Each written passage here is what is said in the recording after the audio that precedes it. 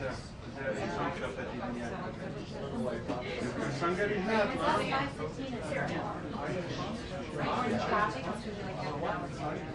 supposed to my money right now, so I want to go to the zoo. We're seeing after here. How far is it? Just like here. It's on like, yes. You just think it's okay. See, that's not one of your things. No, see, that's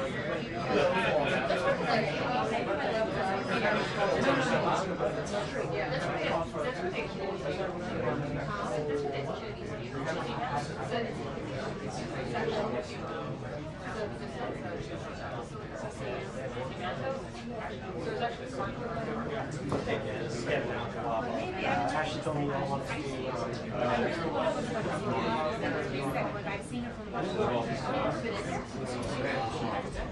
yeah, no problem. Alright, let me know when you're ready. Alright. Mic check, 1, 2, 3, 4, 5, 6, 7, 8, 9, 10. Audio check, 1, 2, 3, 4, 5, 6, 7, 8, 9, 10. Mic check, 1, 2, 3, 4, 5, 6, 7, 8, 9, 10. Podium check, 1, 2, 3, 4, 5, 6, 7, 8, 9, 10. Alright, that sound good? No, I haven't heard anything yet. Yeah. Okay, perfect. Thank you.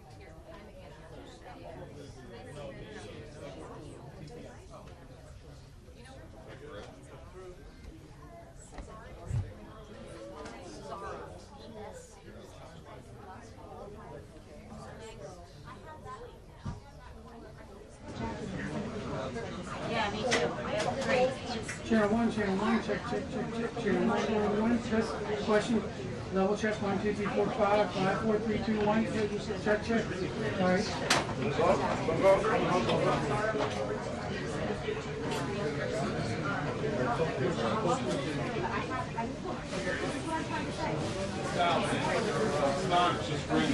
Good? oh wow. And then you should be talking all day. Yeah, so channel 2, 9 level. Yep. And then look at me and give me a thumbs up. Yes, sir.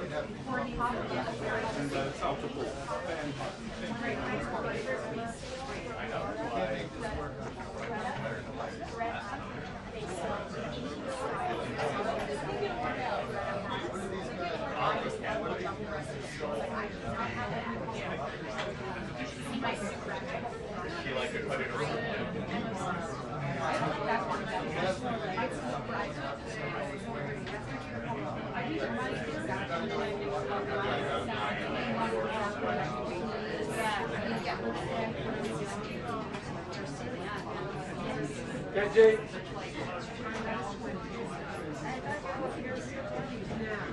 Well, they closed their facility. They closed more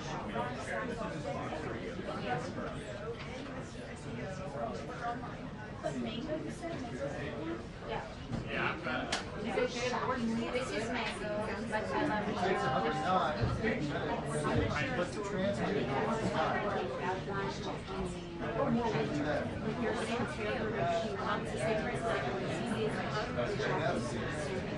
Okay, they're not like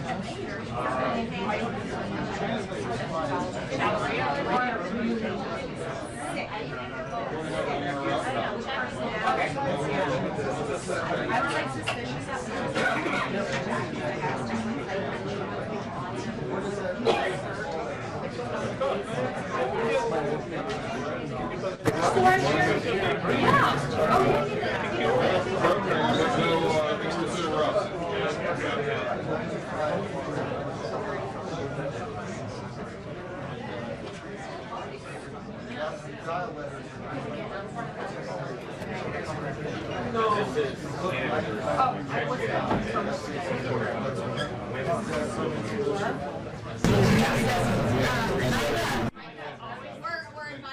Yeah, you're like, that's what we're talking about. Zara?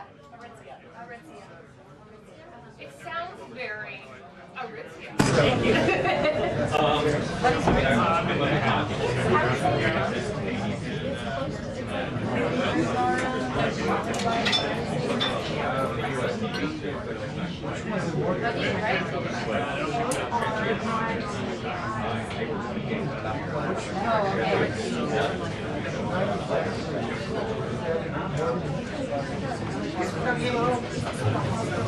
Yeah.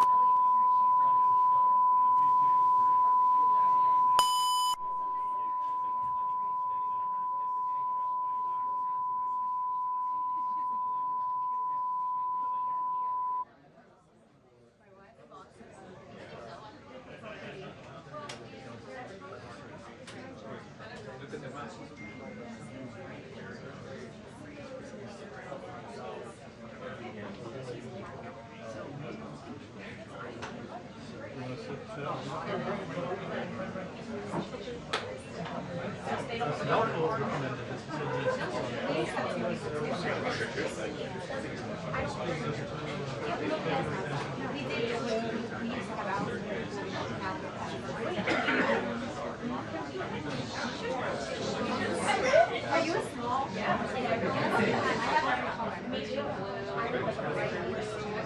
Amazing way. You have a lot of humorous.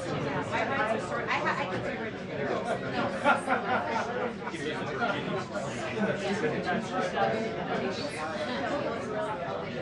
How do we get a picture? Look at the left. This is what I'm telling you. Secure it like you. Okay.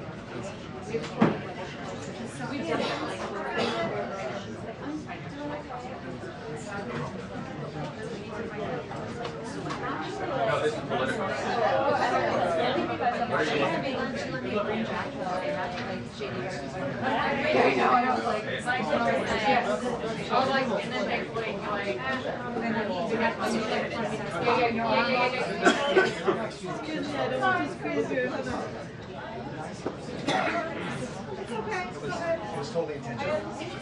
I mean, no, unintentional. I know, you said it.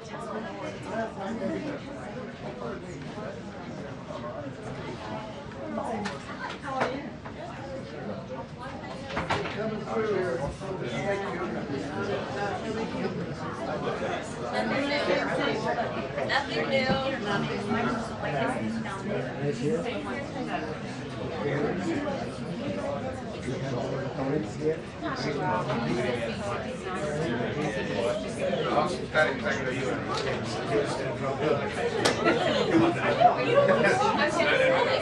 Over to the dark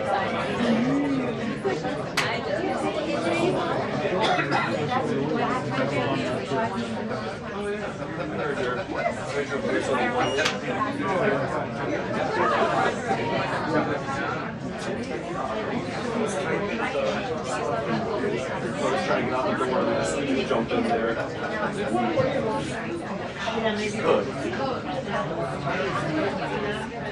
Yeah.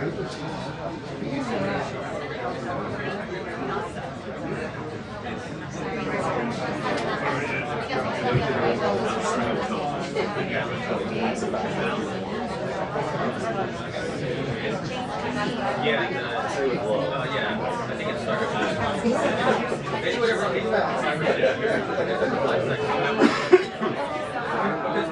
Like, you know, may not understand the same way.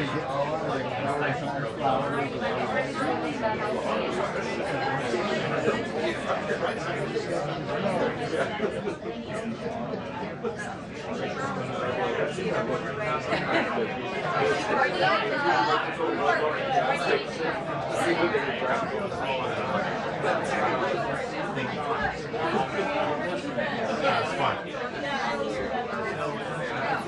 How are you?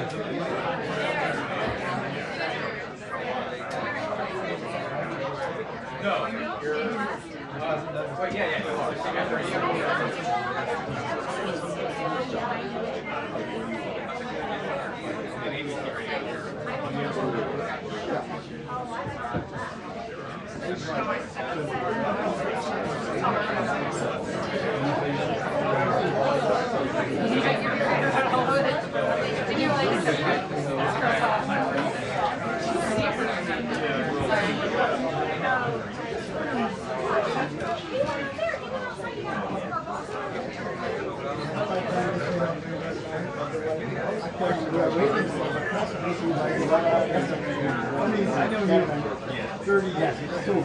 You sent him outside. You did too. He was saying you're wrong.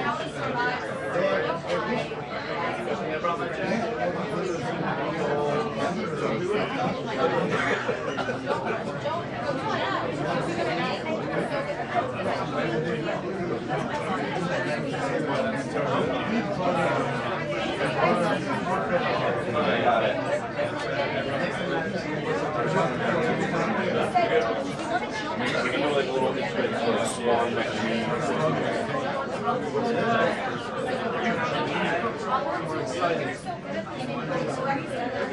ain't the first rodeo.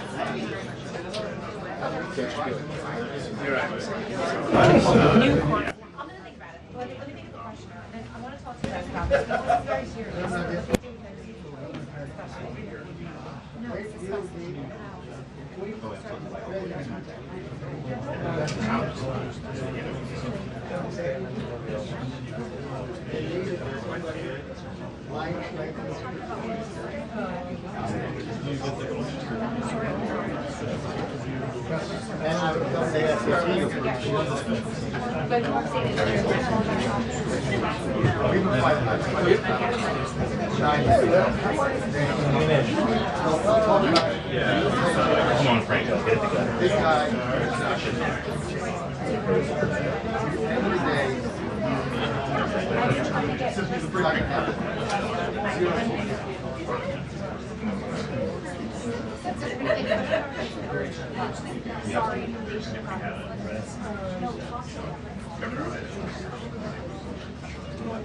How are you? He learned how to say not that funny daddy. Oh, really? Yeah, which he rolls out every time I make a joke. That's the beginning of that thing. Maybe it's going.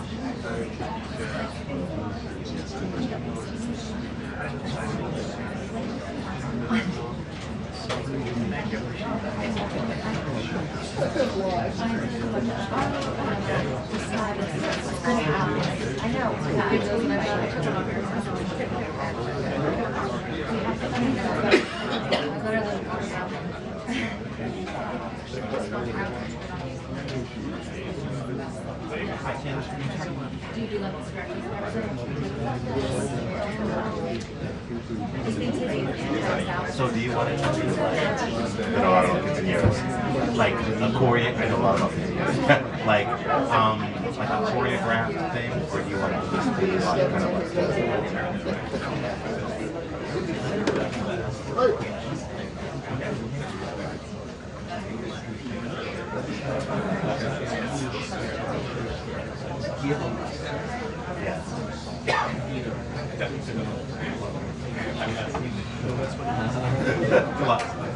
we did that at our wedding, actually. My buddy Gerardo. Yeah, my buddy Gerardo. We were going to have somebody local, but in the end, my buddy Gerardo was called the party. So everybody's in there. But the other microphone, whatever.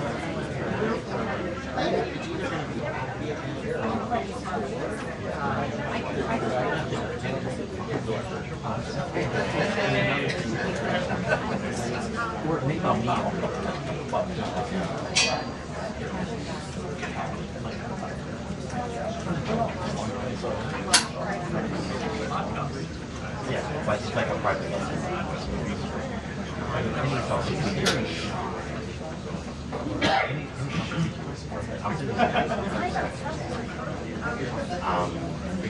We're going to see Canadian, my legacy. I actually used to teach for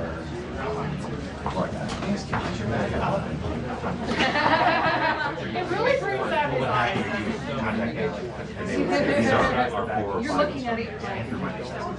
He works with kids. And they do private group lessons. Nothing yet. Where you like hang with them. Or however long you want. That's kind of No big deal. because I'm guessing they'll for like a structured class.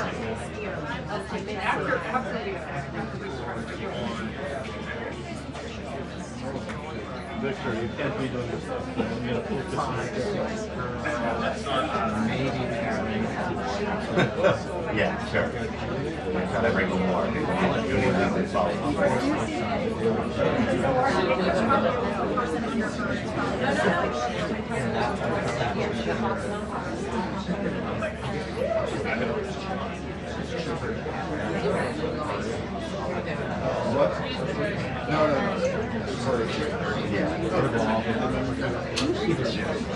She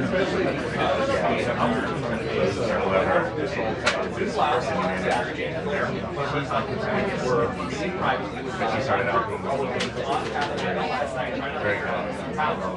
She also had a stage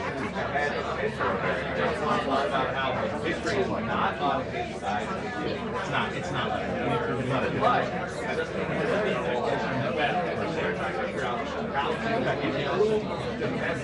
economic while also the situation are monitoring the waste and normal military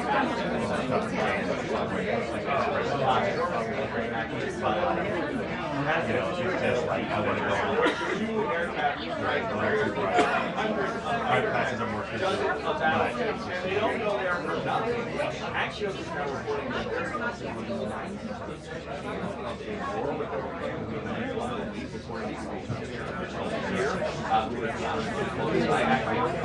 that's a lot different than yesterday where we started bringing in they're going to need 2 days, and that they have an understanding of so, which is it?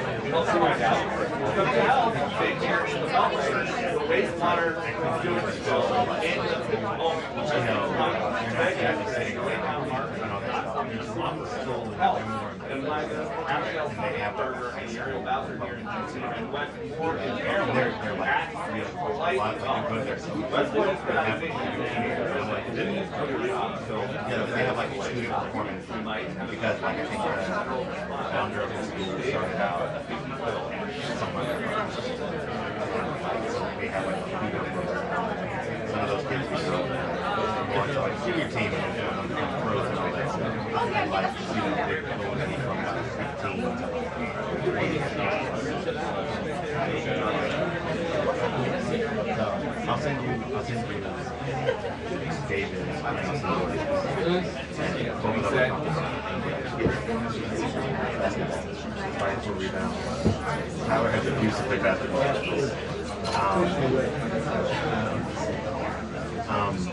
I thought I jammed a finger, but I severed it. You heard right, Steve. It's a pink. Like, I get no sympathy for this. It's like, oh, you're thinking serious. And physical therapy is like almost super.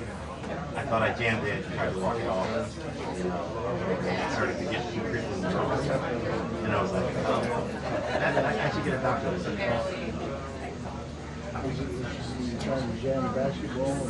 Yeah, because you know, I'm a doctor. I was fighting for rebound against the youngest, and he won. And almost took out prison. It was, you know, a freak play. He wasn't anything intentional. In fact, I will see him tonight. With Obama.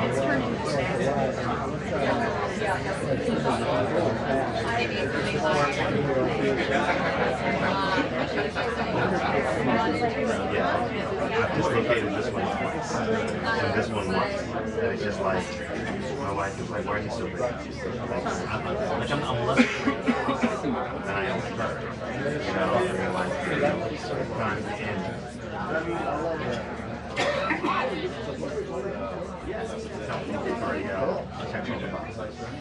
But it's also, you're going to get an orthopedic injury every day.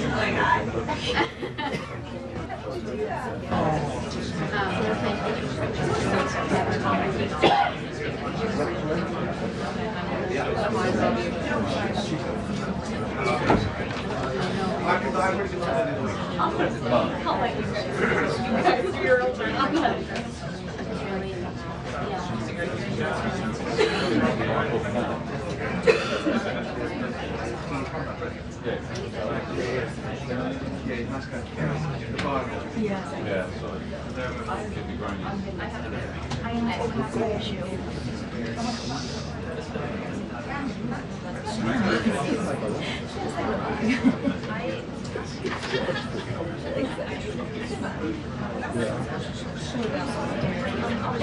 Oh, I'm sorry, I didn't get up.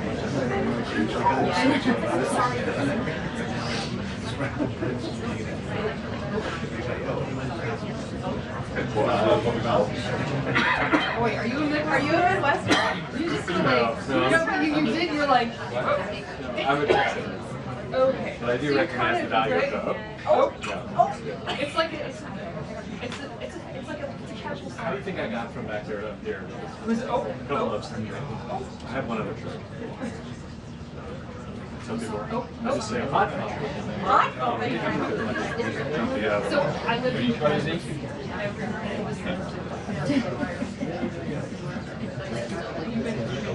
okay, you know, like everybody's on top. Oh, yeah. There's just a way. I say, there's no there. There's no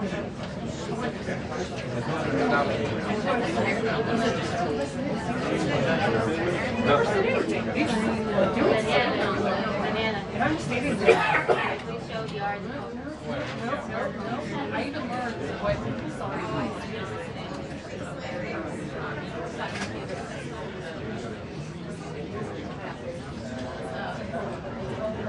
you know, I feel like they could I should have like Cultural gift.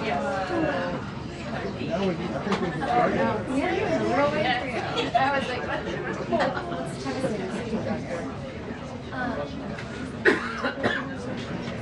is Evan back there? Where's Evan? Oh, Right here, beside you. hey Evan. Just the person here. What? Can you look at this? We have an operation. It's like, so. When I go to you're good. When I go to change the aperture, let's change it. Oh, is it? It's on the west. No, I You see me over there. I did the same exact thing. Is that the one? Yep. Well, it's funny because it's been so long since we had that. Well, 100%. Because I was sitting there going, there's something stupid I'm missing. It's not broken. It's something missing. But I was like, I need to change it. I didn't figure it out. I realized it makes me more frustrated. That's embarrassing. Because I was like, did you see my face? As soon as you said it, if it is wrong, then you can't change it. I don't think it's yeah. Because I just feel like it was just happened. I started to say something about it. Okay, well, that will bring you goes there. Let me do the camera. But I don't know, with you, yeah, that's not. No.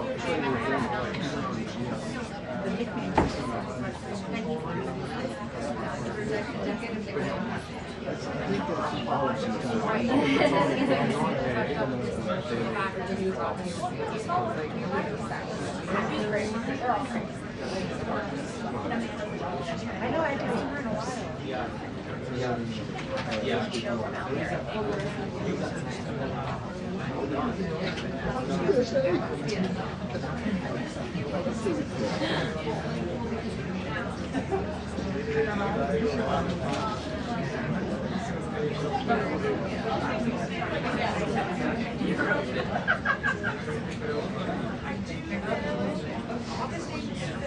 Oh, it's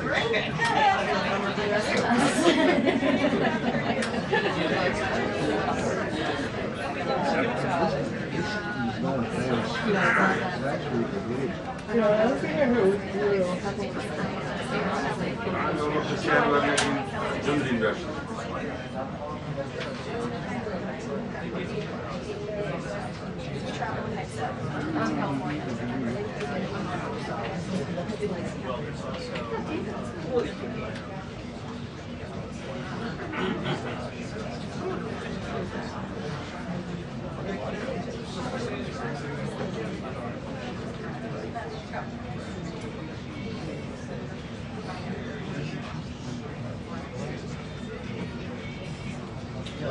He's happy, I don't know.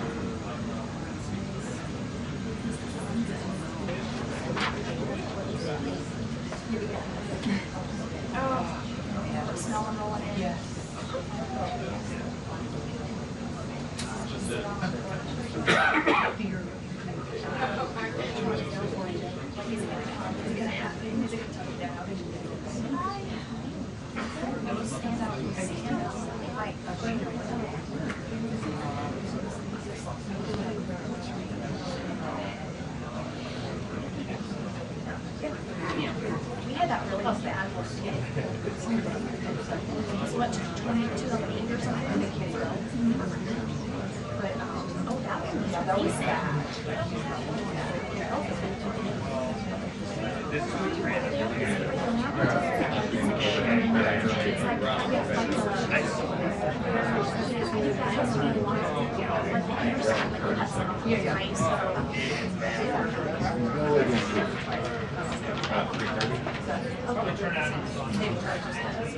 Yeah.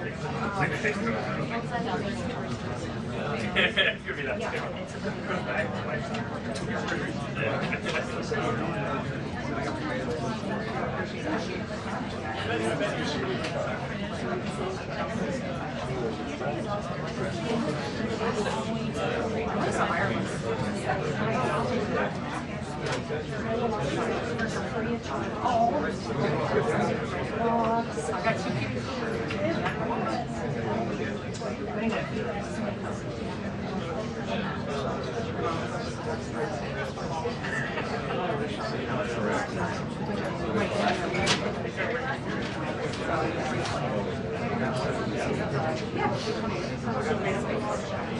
My dad's on the back porch.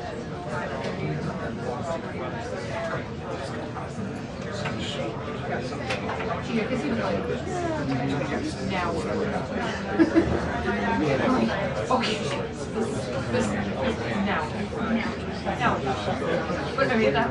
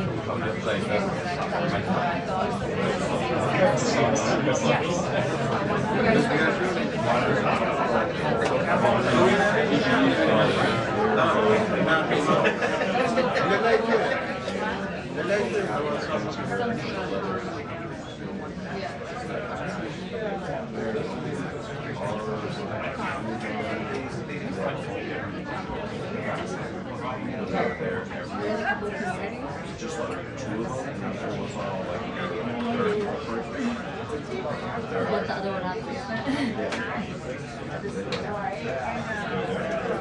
Yeah. Are they actually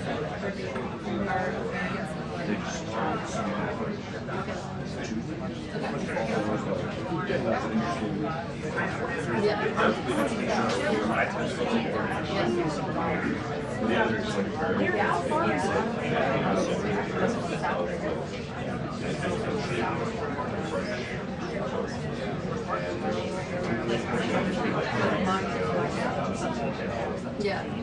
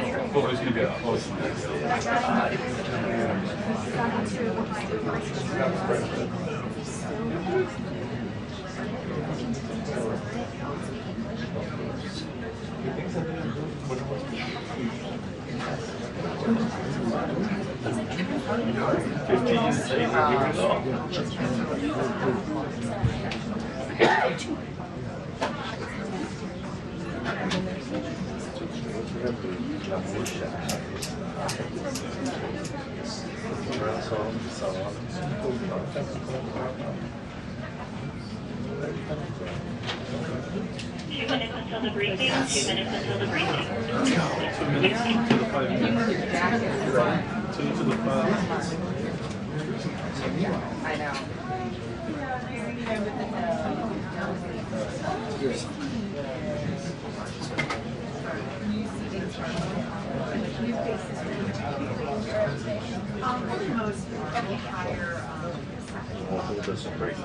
That's where I want to. You're part of the cabinet.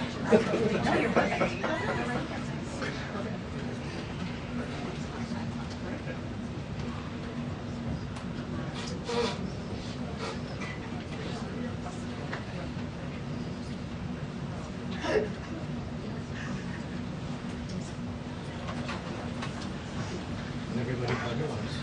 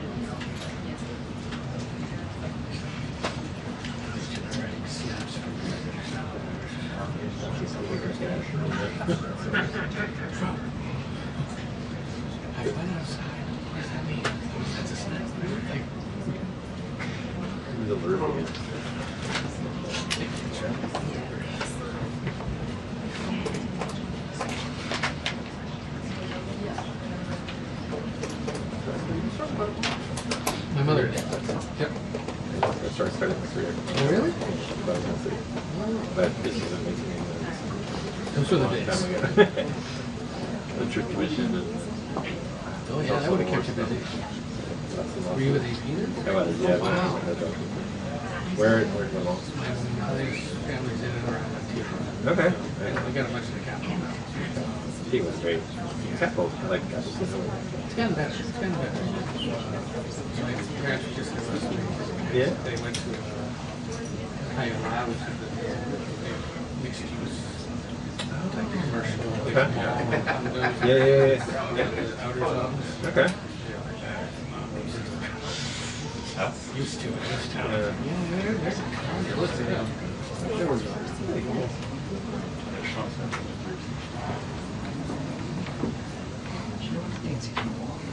About that. How's your dad? It's good. He's good. How's everything? We're still married. It's the best job I've ever had. I used to be sitting and be like, we're in the car, we're trying to probably looking for mass graves. Maybe we'll just try. We won't. They're like, okay, don't crash into anything. I mean, I like made the story. We're watching. I ended the back of Egypt. I was last there. Whenever that election when Rio's mom tried to run, he raised like a mob. I think it might have been 2006. Yeah, but it's been a long time. I used to go back. I went back to the school. Yeah, we try to go every other year. Yeah. Their last April. Okay. Because my mother's entire side is still there. Yeah, of course. For my kids, it's fun to see it. But now that they're older, they're going to college. Oh yeah. General. Fair enough. He calls on the first 4 times. Well, I only did. I went to like middle school. I took my then girlfriend, my wife, years ago. 20 years ago. I wonder if they've done like they've excavated now. It's the same. It's like one of the world's like most untapped treasures. Yeah. And they can't because of the radius and everything. Because of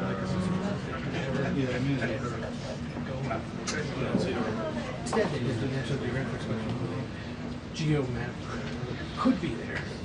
See those? We'll dig it up and figure out if it is there. It's a giant hill. It's got to be something, but no, just leave it. It's like, well, somebody's going to have to do something. Because when they do, it's going to put Egypt in the shade. Part of me thinks that's what happened. Isn't ready for what they might have. But there's also like culture. Yes. There's all sorts. I guess security. Yeah. Maybe not technology, but some of the other ones. Yes, because you never know what you're going to do. So that's a pretty high profile. It's really cool. But it's funny, you know, it's not I realize people with made 4K news turn out 24. People here, people years ago, and like any of this. It's true. That's a good point. And they've done a decent job. Have they exploited it? Okay. That's expensive. Beaches and resorts, but you're gonna have fun. Yeah. Good. Here we go. Hello, everybody. Good afternoon. Thank you for your patience as always. Let's begin with some scheduling announcements for the remainder of President Trump's very busy week. Today at 3 p.m., President Trump will host a Black History Month reception in the East Room of the White House. I know many of you will attend, and we will see you up there. Tomorrow, President Trump will host a Board of Peace meeting at the Donald J. Trump Institute of Peace, where he will announce that member states have pledged more than $5 billion towards the Gaza humanitarian and reconstruction efforts, and have also committed thousands of personnel to the International Stabilization Force and local police to maintain security and peace for Gazans. Tomorrow afternoon, the president will travel to the great state of Georgia, where he will visit 2 local businesses and give a speech on his efforts to make life affordable for working people. On Friday, President Trump will host a working breakfast with governors in the East Room here at the White House. And on Saturday night, President Trump and the First Lady will host the annual Governor's Dinner. Next, I'd like to provide an update on the economy. We're seeing promising signs every day that 2026 is going to be a record successful year for the American people, just as President Trump promised them. The January jobs report shattered expectations, highlighting how the president's pro-growth economic agenda is fueling American prosperity. The economy added 172,000 new private sector jobs to kick off the year. That's more than 2.5 times economists' predictions. The labor force participation rate went up while the unemployment rate fell. The prime age labor force participation rate is now at its highest since 2001. Most importantly, 100% of all job creation under President Trump continues to be in the private sector. This is truly remarkable. That's 615,000 private sector jobs that have been added in President Trump's second term thus far. These are real working people. These are real American families who will be living out their American dream. Meanwhile, federal government employment has shrunk to its lowest level since 1966, saving taxpayers $29 billion annually. And all of the net job growth under President Trump has gone to native-born Americans, ending the disgraceful pattern under Joe Biden of job gains going to non-citizens and illegal aliens. Additionally, on inflation, the new CPI report is even more proof of the progress made by President Trump. Despite all of the doom casting from the so-called experts, the president has managed to utilize powerful tariffs to secure trillions of dollars in investments into our country and rebalance our trade deals while simultaneously cooling inflation. Year-over-year inflation fell to 2.4% in January, beating expectations again and marking the lowest level since May. Core inflation, the best measure of inflation, dropped to its lowest level in nearly 5 years. Meanwhile, real average hourly earnings for all private sector workers rose in the month of January, which means more money is going back directly into people's pockets. After only 1 year of President Trump back in office, real earnings for all private sector workers have outpaced inflation by nearly $1,400, earning back roughly half of the $2,900 they lost under Joe Biden when 40-year high inflation was stealing Americans' purchasing power. President Trump's policies are and will continue to allow Americans' incomes to go further for bills, retirement, and achieving the American dream. A key part of the American dream is buying a home, and that is finally becoming more affordable under this president. This past week, it was announced the annual mortgage cost for a new home has fallen by $4,000 so far under President Trump, after rising by roughly $15,000 under Joe Biden. As a result, mortgage affordability has reached a 4-year best following recent bold action by the president to make home ownership more attainable for American families, not large Wall Street corporate institutional investors. At the same time, national median rents have fallen to a 4-year low and have declined for 6 consecutive months. The annual rental cost for a new rental unit has fallen nearly $100 so far under President Trump, after rising more than $3,000 under Joe Biden. And many are crediting that to the president's deportation efforts to remove illegal aliens from our communities and therefore from housing that should be used for American citizens.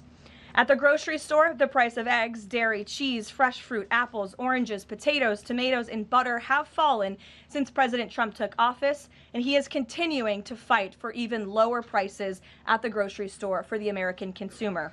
At the gas pump, fuel prices are down by almost 10% over the past year. The average national price for a gallon of regular gas is now less than $3 and is approaching $2.70 in some states, and much lower than that in many states across the country as well. We've seen in several states gas is under $2 a gallon. And at the pharmacy, prescription drug prices are down over the past year, with even more price relief ahead for American patients, thanks to President Trump's most favored nation drug pricing deals and the great health care plan, which he is calling on Congress to pass as soon as possible. What President Trump wants Americans to understand is that this is only the start and the best is yet to come. The historic success that we have seen since he took office is just the beginning of enormous growth and opportunity that we are about to witness, and I know the president looks forward to hitting the road and being with the great people of Georgia tomorrow to talk about just this.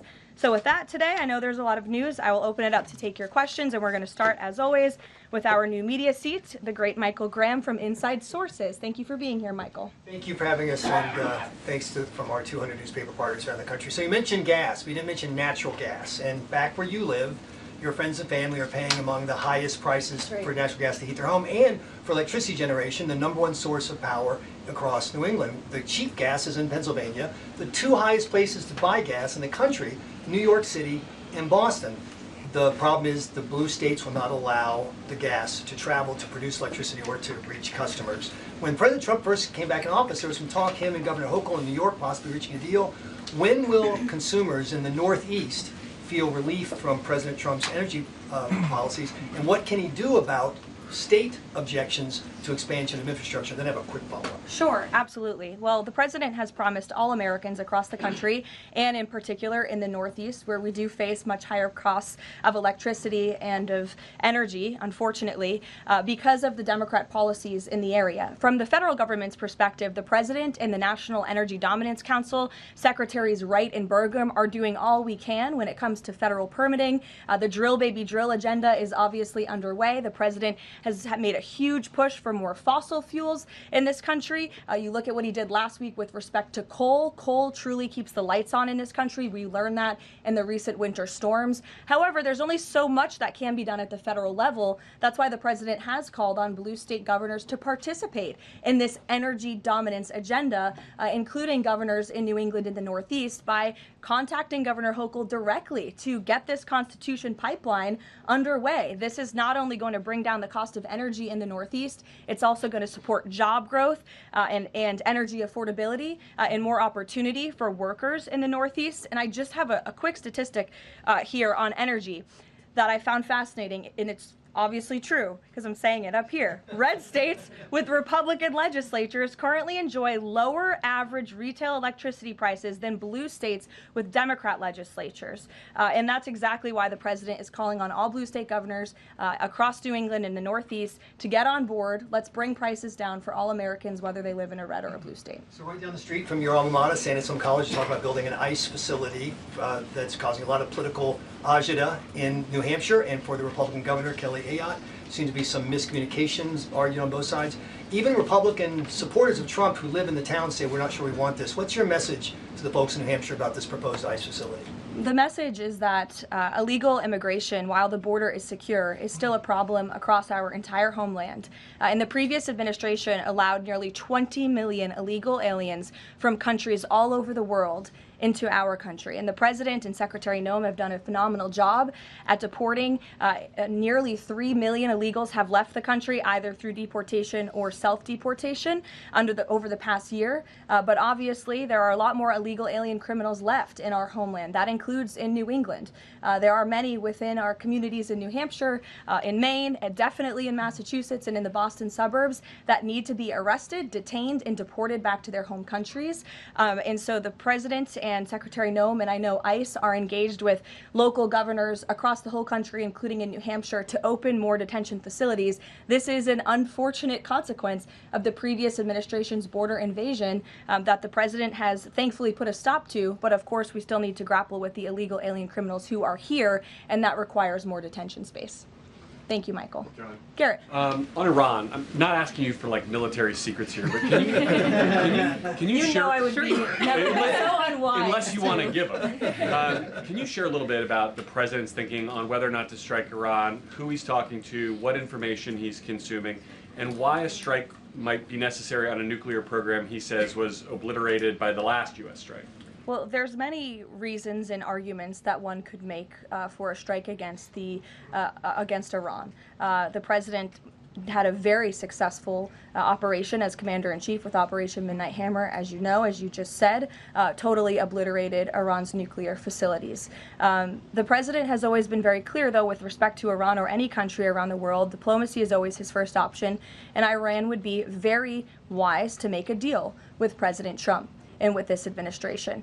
He's talking to many people. Of course, his national security team, first and foremost, and you know who the members of that team are. And this is something, obviously, the President takes seriously. He's always thinking about what's in the best interest of the United States of America, of our military, of the American people, and that's how he makes decisions with respect to military action of any kind. And on the flip side of that, he's got the State of the Union speech next week. If he is going to take military action, does the administration believe it's important to sort of convince the American people, sell the American people? Will we hear something about that in the State of the Union to make the case for why something like that might be necessary to risk American lives? Look, again, I'm not going to engage in a hypothetical. Good try, Garrett, but you can't catch me there. I will say, with respect to the State of the Union, you'll be hearing more about what is to come from the President's speech very soon at the appropriate time. It is going to be a very good and powerful speech, so everyone should tune in.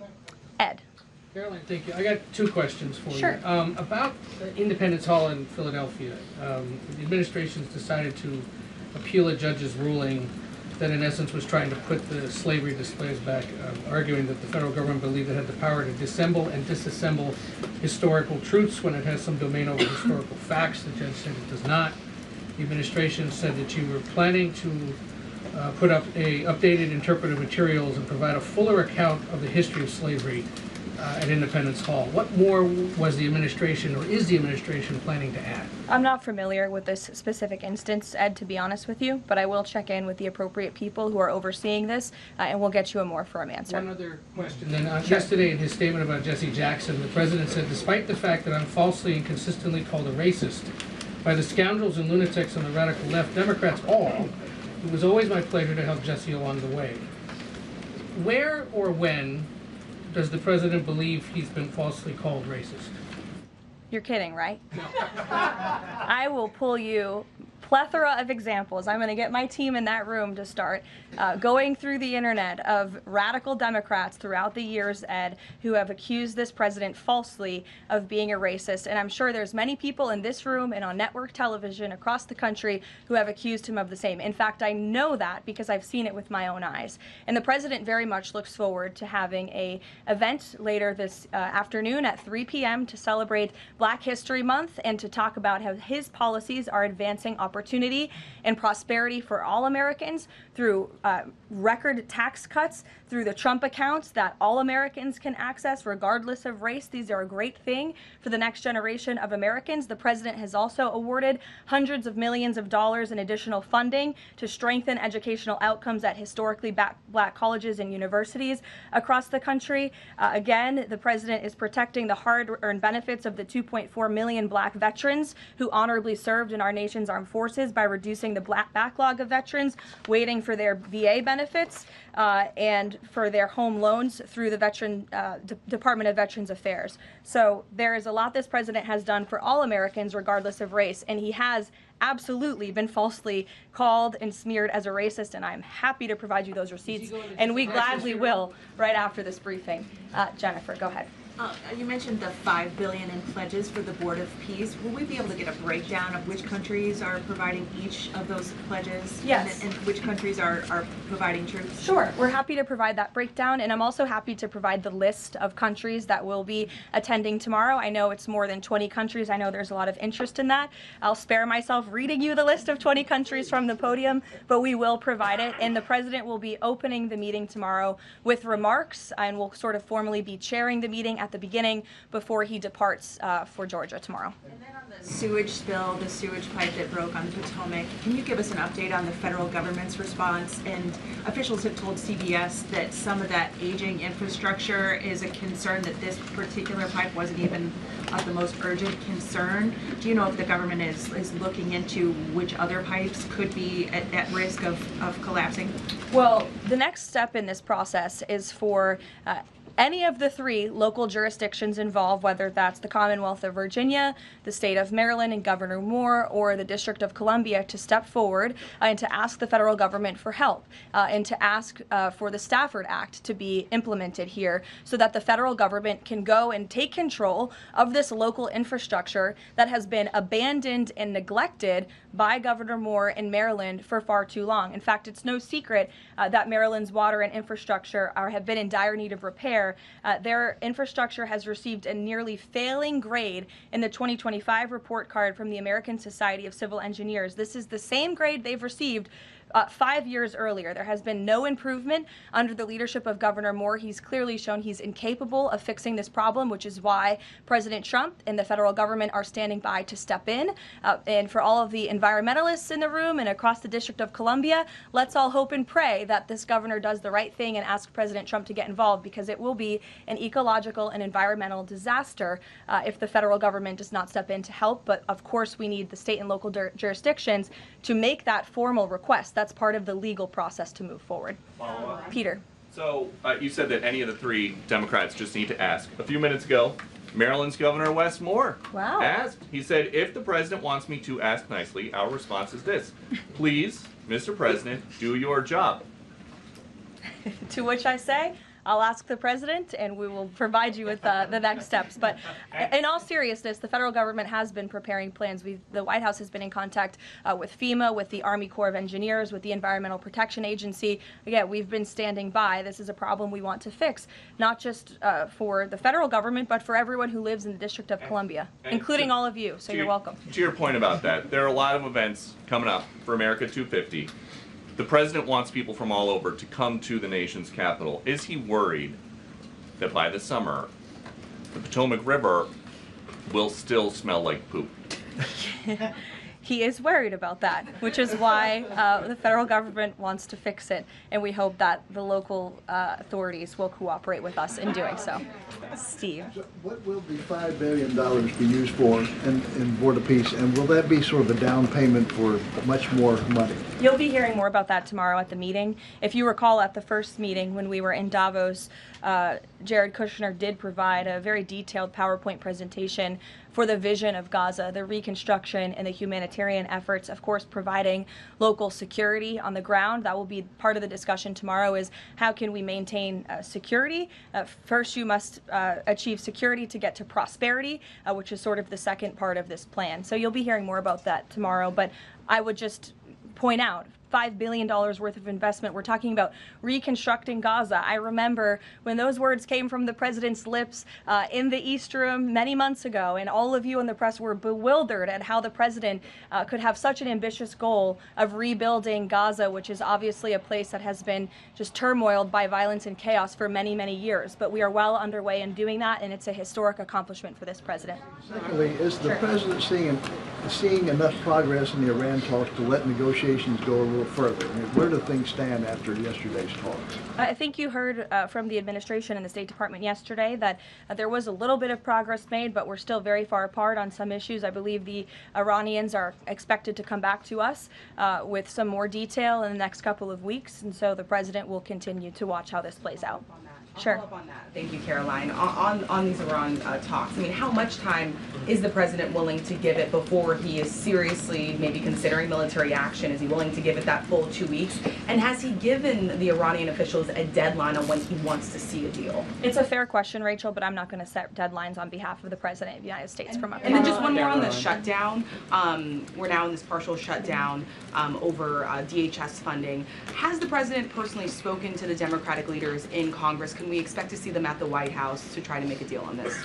Not to my knowledge, he hasn't had any direct conversation or correspondence with Democrat lawmakers recently. It doesn't mean he's not willing to. I'm just not aware of any conversations that have taken place. I do know the White House and the president's representatives have been in direct conversations with both Democrats and Republicans, but of course, Democrats are the reason that the Department of Homeland Security is currently shut down. They have chosen to act against the American people for political reasons, and now we have FEMA workers, the men and women of the United States Coast Guard, men and women of TSA who keep our airports moving, who will be working without paychecks for no good reason other than the Democrats wanting to pick a fight with Donald Trump. And the president thinks that is irresponsible and despicable. He wants the government to be open. We've been engaged in good faith negotiations with the Democrats. Last night they sent over a counter proposal that frankly was very unserious, and we hope they get serious very soon because Americans are going to be impacted by this. Sure. Thanks, Caroline. President Trump has talked about a forthcoming executive order on voter ID.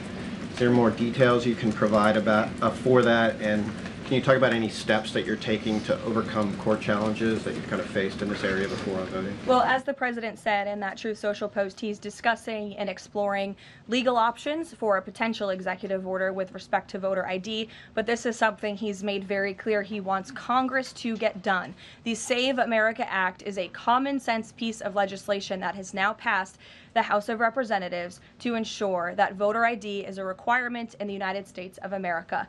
This is a common sense policy that nearly 90% of the country agrees with. You need an ID to go and purchase alcohol. You need an ID to go to the library and check out a book.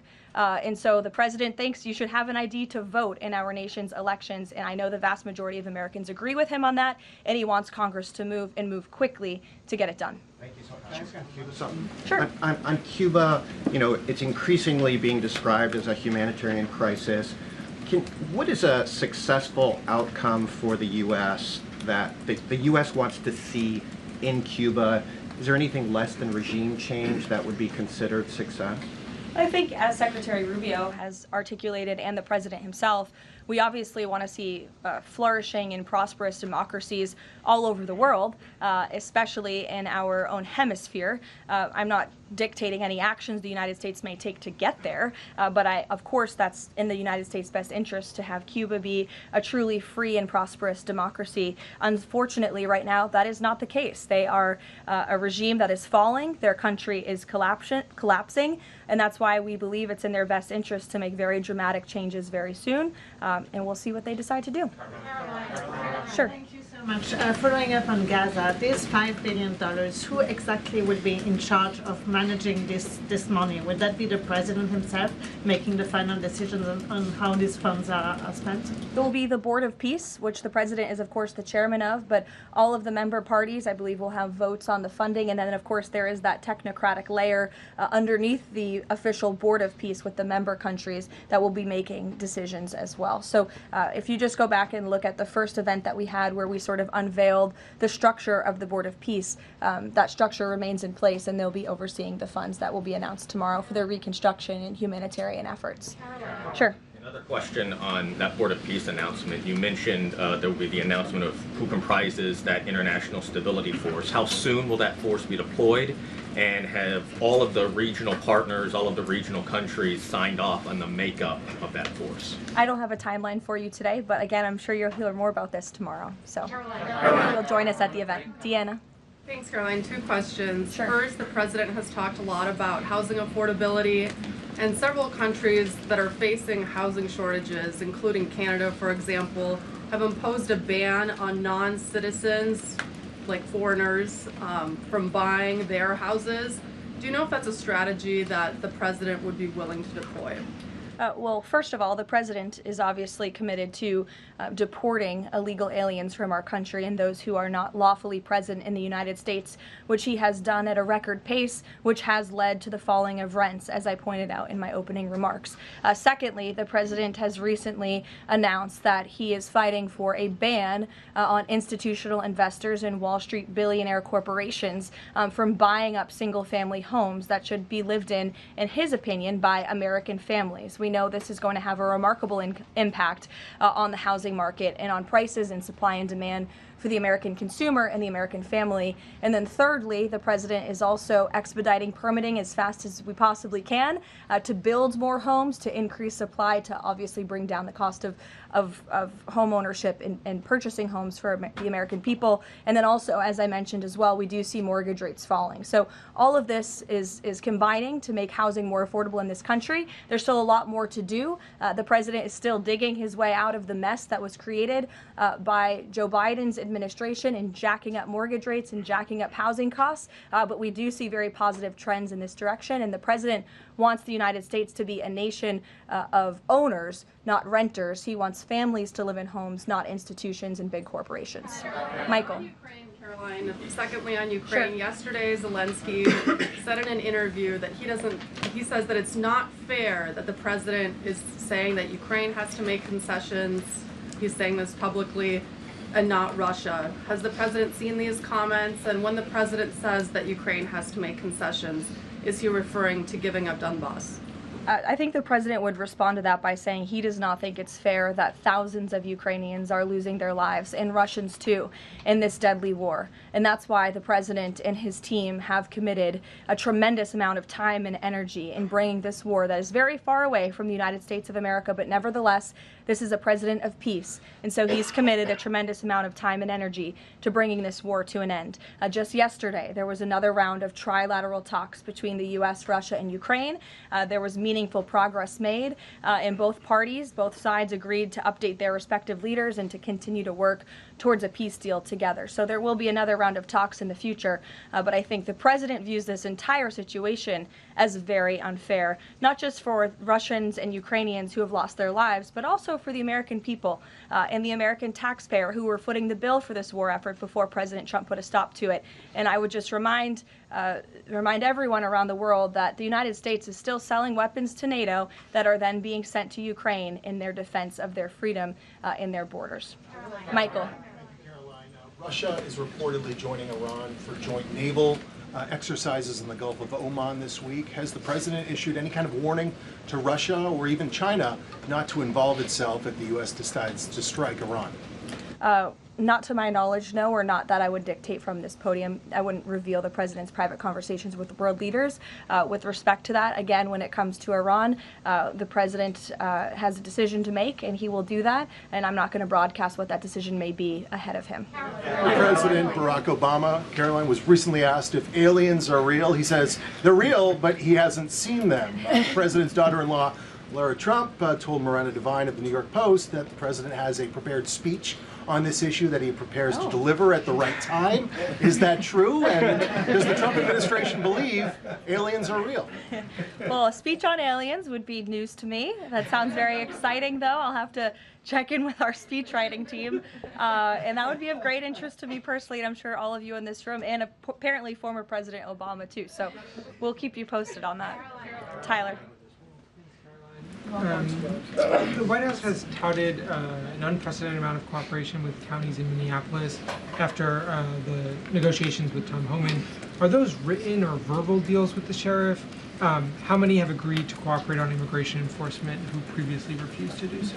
Yeah, the last time I spoke with Mr. Homan, which was just a few days ago, he assured us that nearly every single county in the state of Minnesota has agreed to notify ICE when they are releasing criminal illegal aliens from their jails. This is an unprecedented level of cooperation that we have not seen. It has led to not only cooperation to detain illegal aliens in Minnesota, which just this past week I have looked at at the list. They've detained some very heinous people who none of you would want living in your communities, but has also led to a much more calm situation on the ground. We've also seen, and you've seen this with your own eyes play out, the local police and the state police have now cooperated in the arrests of left-wing agitators and criminals who are unlawfully obstructing immigration enforcement in their efforts. So this is a huge win, and again, the president sent Mr. Homan to Minnesota to do a job, and he has done it well, and I think the situation on the ground proves that.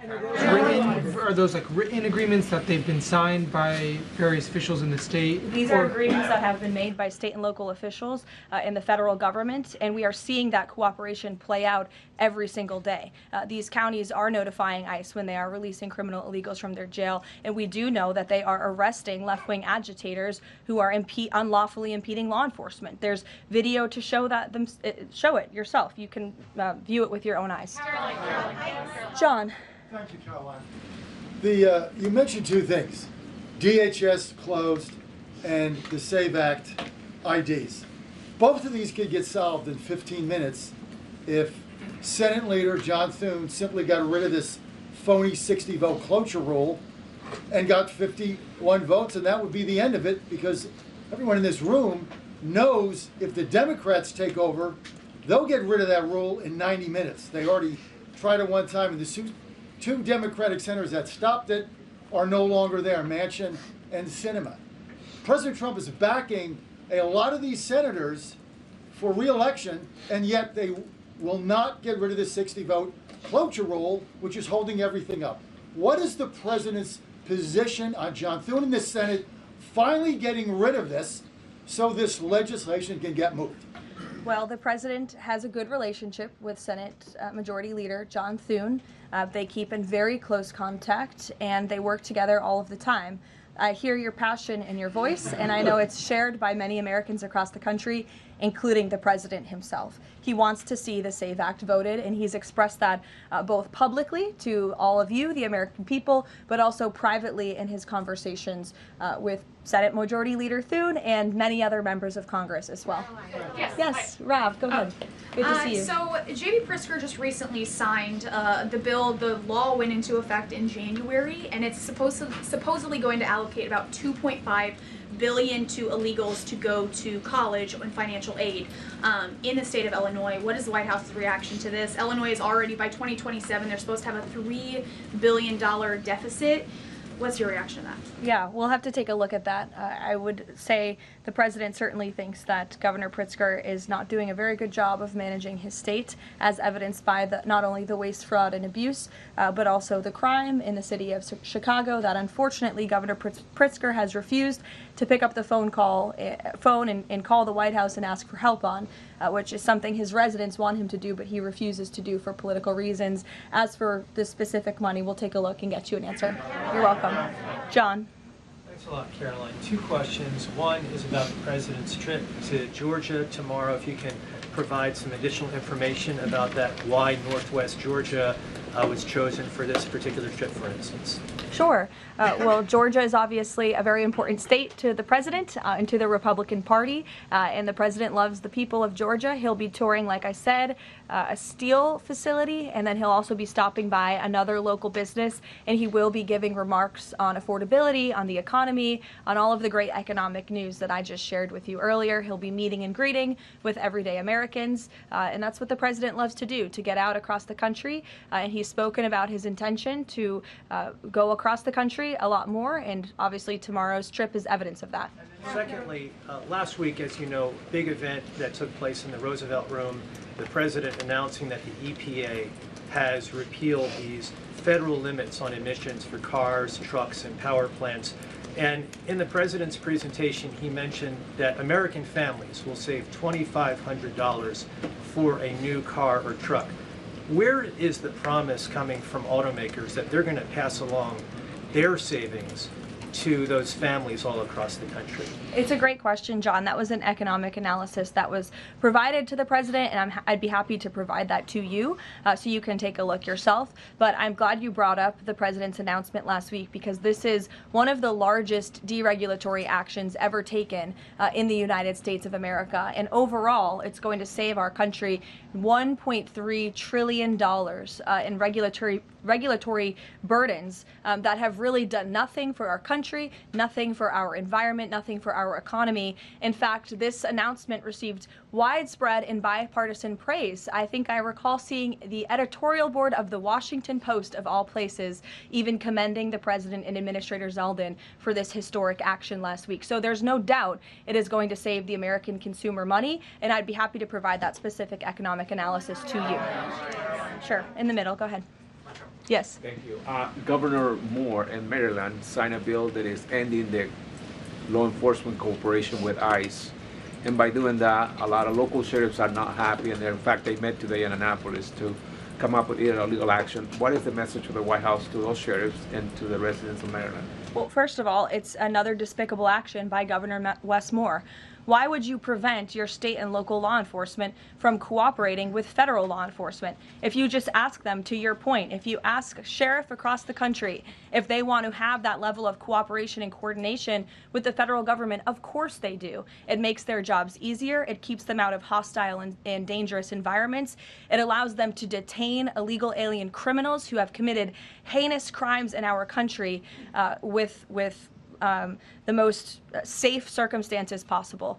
So the president, of course, continues to always stand on the side of law enforcement, and this is another just horrible and frankly political action taken by Governor Wes Moore, and unfortunately the people of his state are going to reap the consequences of it.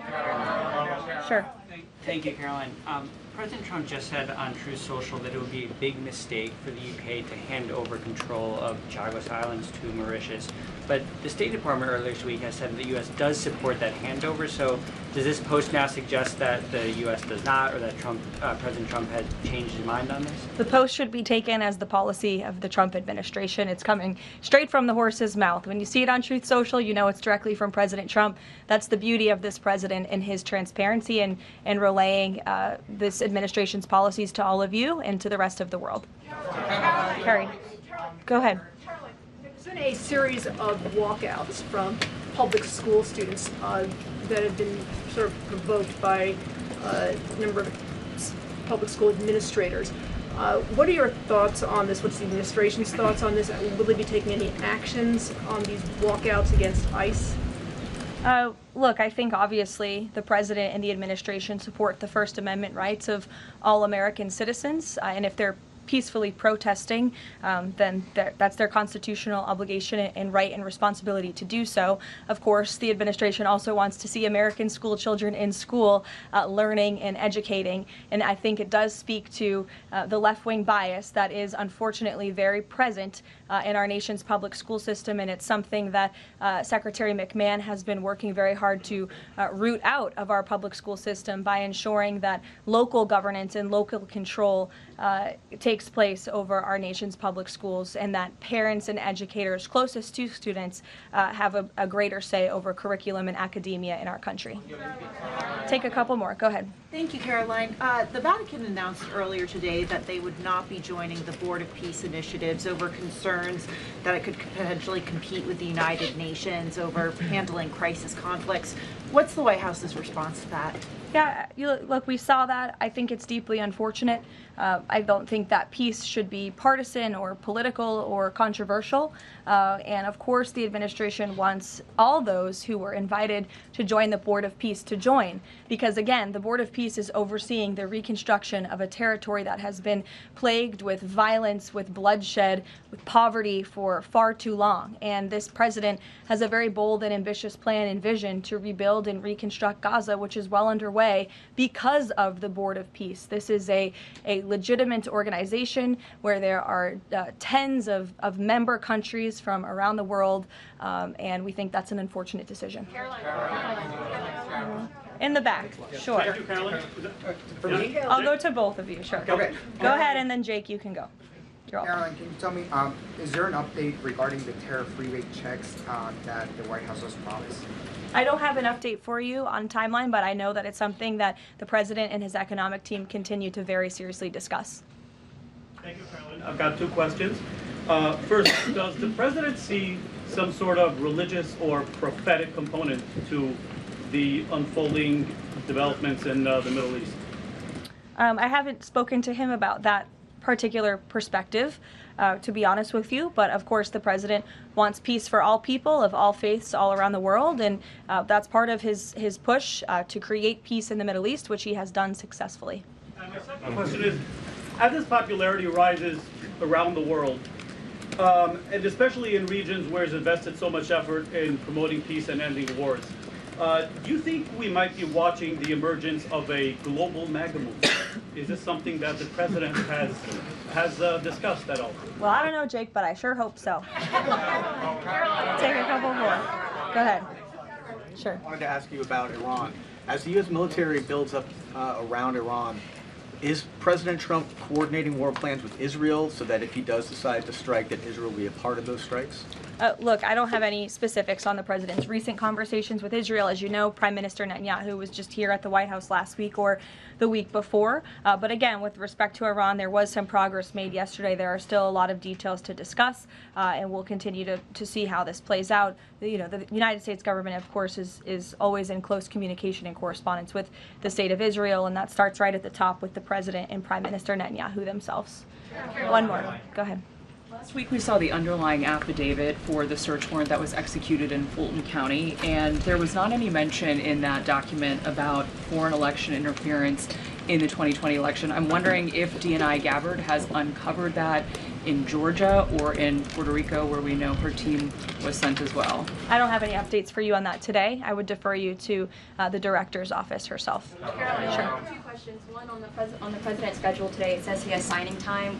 What is he signing today? Are we expecting executive orders or actions? That's the first question. And then second, the Wall Street Journal is reporting that a U.S. arms sale package for Taiwan is in limbo. Can you just confirm this reporting / offer any additional comment? And how concerned is the administration that if an arms deal with Taiwan went through, that this could disrupt the China-U.S. Trade truce? Sure. Well, I haven't read the full Wall Street Journal report. I will just say with respect to an arms sale to Taiwan, I don't have any announcements or updates on that for you today.